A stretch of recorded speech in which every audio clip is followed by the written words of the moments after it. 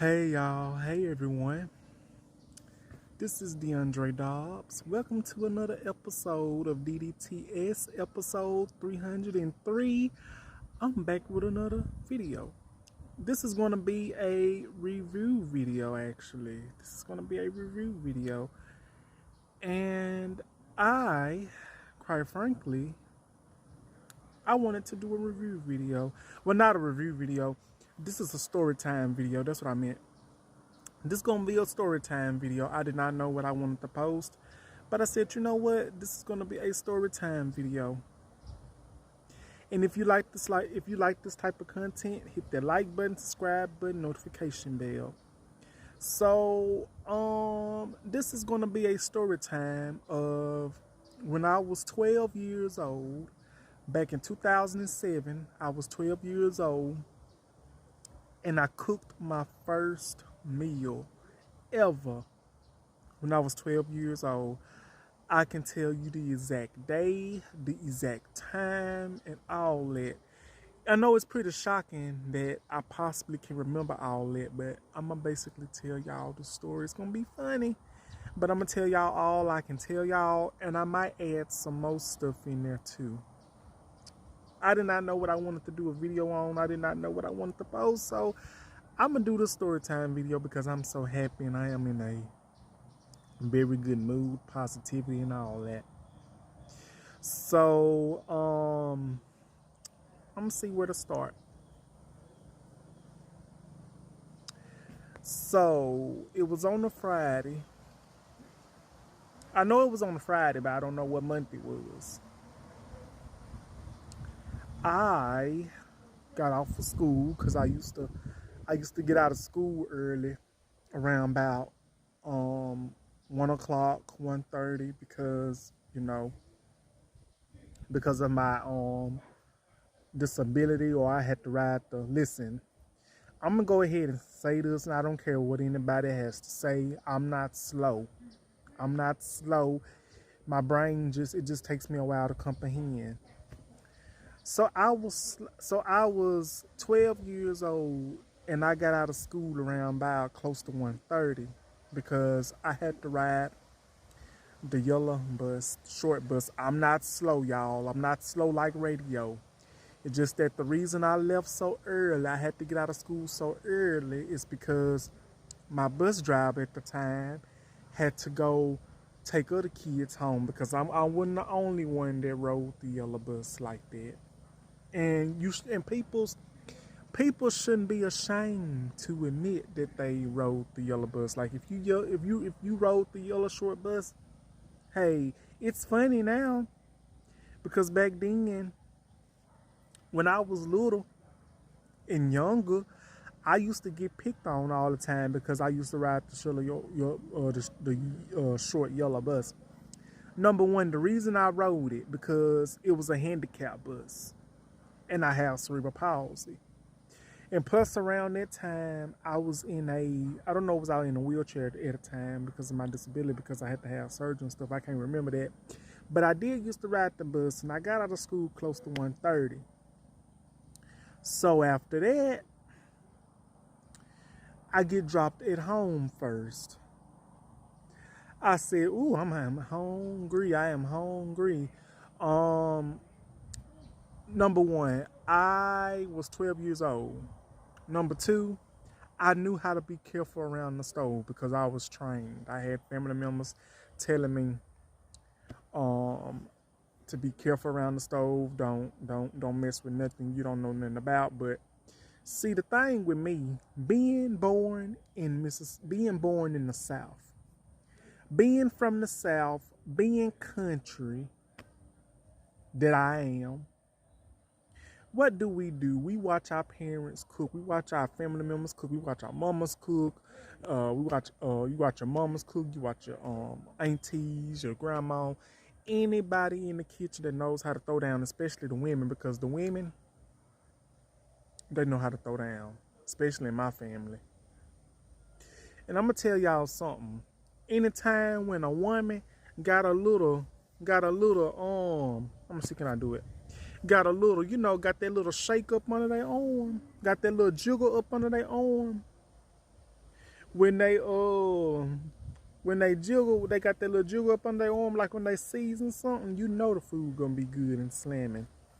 So yeah, I watch my family members. Now, when I got off of school, with nobody at the house, but my family members, they left a letter saying, they left a note saying they would be back. But I was 12 years old. I knew better, so hey, I was hungry. I didn't have no snacking at the time, so what I did, I opened the refrigerator. I saw some sausages. You know the little sausage patty that you have to grind up like a hamburger and put in the skillet, let the skillet get hot. Yeah, I put that in there. And I saw some grits. Let me remind y'all, I did not know a thing or two about grits. I didn't know nothing about no grits. I ain't know nothing about no grits. So I didn't know you had to boil them. I did not know you had to let the water boil first before you put your grits in there. And then like when you let your water boil, you pour your grits in the boiling water and you gotta keep stirring. You gotta keep stirring. Keep stirring to keep it from sticking. Put your little butter or something in there. And you know, hell, I didn't know, so don't come for me. This was way before I knew about grits. This was way before I knew about packaged grits. This was way before I knew that you can add water and cook grits in. This was before I knew all of that. And then my camera keep getting dim, I'm outside. So, yeah, see, I ain't know none of that. So it was kind of new to me. And, you know, I just poured them in there. I didn't let the water boil or nothing. I didn't let nothing boil. I just poured them up in there. But the eye was on the stove that the grits water was in. I just poured them up in there and I turned the stove on. I didn't know what to do. Listen, the water eventually boiled, okay? The water eventually boiled and I just let it boil, you know? Later on, I just let it boil. And I kept stirring and kept stirring and kept stirring and kept stirring. Nothing.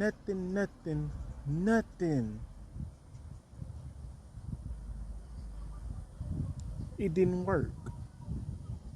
So after that, while letting them grits boil, I found some toast. The toast and sausage is the only thing that came out good. Hold on 1 second, y'all. Hey, y'all, I'm back. I am back. So, what was I? Oh, yeah. So, the sausage and the toast is the only thing that came out good, okay? Now, the toast was easy to make because all you do is get your bread out, get you some butter, melt in the skillet, move that butter all around. I knew how to do that. Move that butter all around so you can get all that butter on that bread. I'm gonna be honest with y'all. Y'all might come for me, I don't care. Do not, and I repeat, do not give me no toast if you gonna put it in the toaster. Do not give me no toast if you put it in the toaster. If your toast is not made out that black cast iron skillet with that butter moved around, if that toast ain't buttery, got that buttery taste and everything, I don't want it. I ain't trying to be picky. I ain't trying to be bougie, because one thing I am not is bougie. I am not bougie. But do not give me no toast if you gonna put it in the toaster. To me, just putting toast in the toaster, I understand people's got jobs and they be in a rush in the morning, or they don't feel like cooking, or they can't cook at all. And if you can't do none of that, don't be ashamed. But I feel like for peoples that put toast in the toaster, because I am one of those peoples that used to do that till I got tired of eating it, because that's when I realized I was basically deceived my whole life, in my opinion.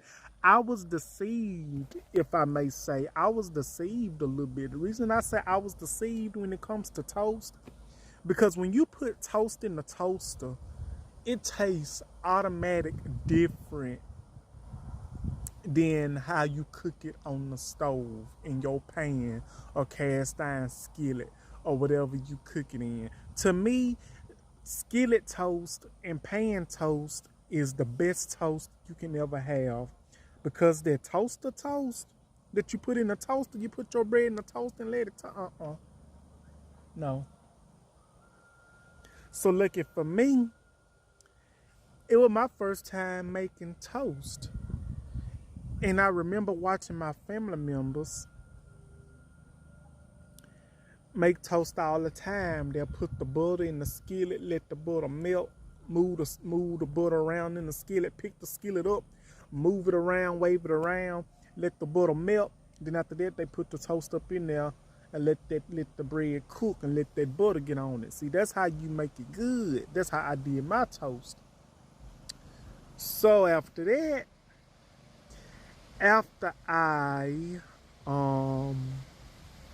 the toast got done, the grits were still boiling. I did not know a thing or two about grits. I did not know how long to let them cook. So the grits was on the stove for about a good 10 or 15 minutes. Shit, I thought they was done. So after everything else got done, I took the grits out the boiler. I took the sausage out because the sausage was done. I like my sausage good and done. You know, have that little burn, have that little crisp on the side and stuff all around. So I did that. It got done. Got a plate, sat down. Let me remind you, I was alone when I did this out of school. But I was careful though. I turned everything off when I was done, all this and that. Let me remind you, this was back in 2007 now. I am now 29 years old. And my cooking has improved since then. My cooking has improved since then. I repeat, my cooking has improved since then. I was 12 years old at the time when I did this, so don't come for me. I think we all did this once and twice when we was little. That knew what we were doing, that was careful. And they always say, don't mess with nothing. Don't you dare turn on that stove. Ain't nobody there. Don't mess with nothing. I could help it. I was hungry, okay? Because the school food of the school that I went to, they be stingy. They were stingy with their french fries. I think it was either cheeseburger and fries day or it was nacho grande day, whatever day it was. They were stingy on it, and the food was cold at the school. It wasn't even hot. It was cold, and I couldn't eat that.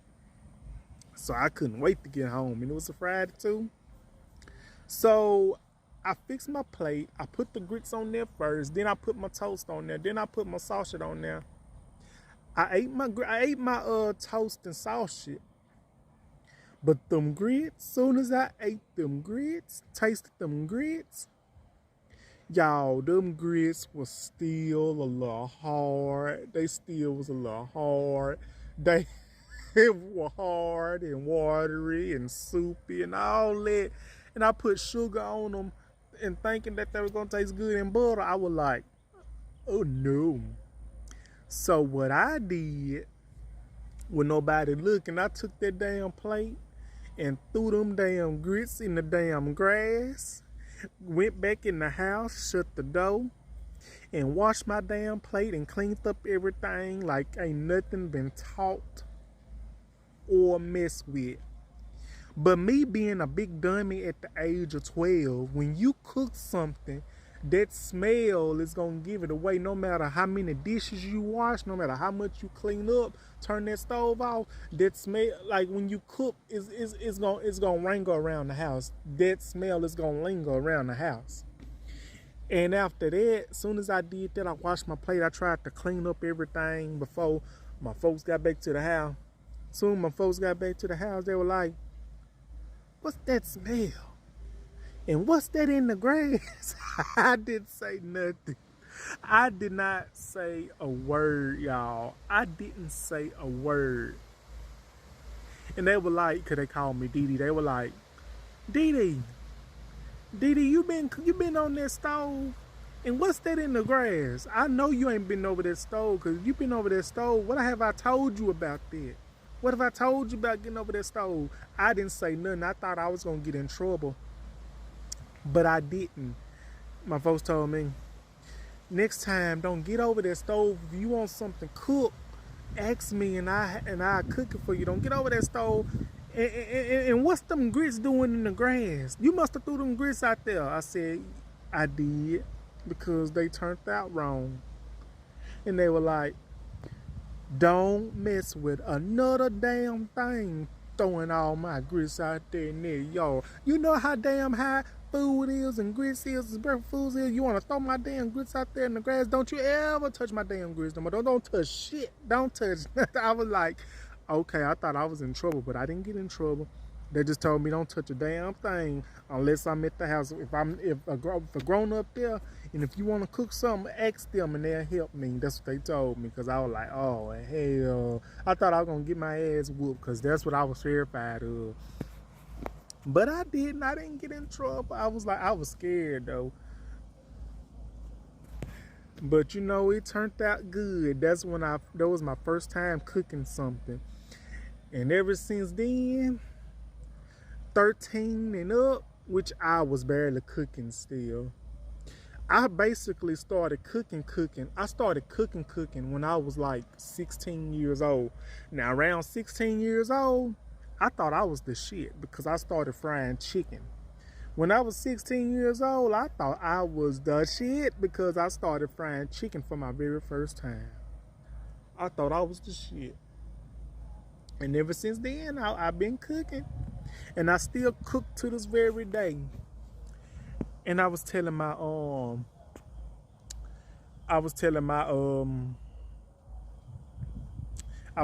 significant other last night when we was on the phone. I say, we're gonna have, like, whenever we touch down, we're gonna have to have like a taco night Tuesday and stuff. We're gonna have like a taco night with taco salad on Tuesday. And I told my significant other, I say, you know what? You coming down here, like, if you come down here to the South, I'm gonna have to teach you I'm gonna have to show you what the good eating is. I'm gonna have to cook you some neck bones, some greens, some cornbread, something with some soul food and stuff. I'm gonna show you how to eat good. And that's what I told him. And that's what I told my significant other. I said, you know what? I'm gonna cook you some greens and neck bones and this and that, the third, cornbread. And then I may probably make you some chicken parmesan. That's what I said, because listen, if there's one thing I always believed in doing with my significant other, if we got a place together, I always said that, hey, I wanted to cook. I want to cook for my significant other. I want to prove to I want to do things with my significant other that I never had the opportunity to do, because I've never been in a relationship. Like I said in my other video, if I did, this is my first actual relationship, and I can honestly say that it's going wonderful, going steady, and actually taking the time to just marinate this and let it sit in is very important, because I always said I always wanted to do things like this as a person that is slowly developing into a relationship, and I'm not ashamed to say. But I did say this. We talked about. I said, I want to cook for you. I want to make you, like, I want to do like Taco Tuesdays, or maybe fried chicken Wednesday, or maybe some type of Thursday. Change the menu up a little bit, or maybe catfish Friday or something like that, or go out Friday, go out to eat Friday or something like that. Just do different things. See, that's the thing that's the thing that I be talking about, you know, that I want to do with my significant other and, you know, my special person.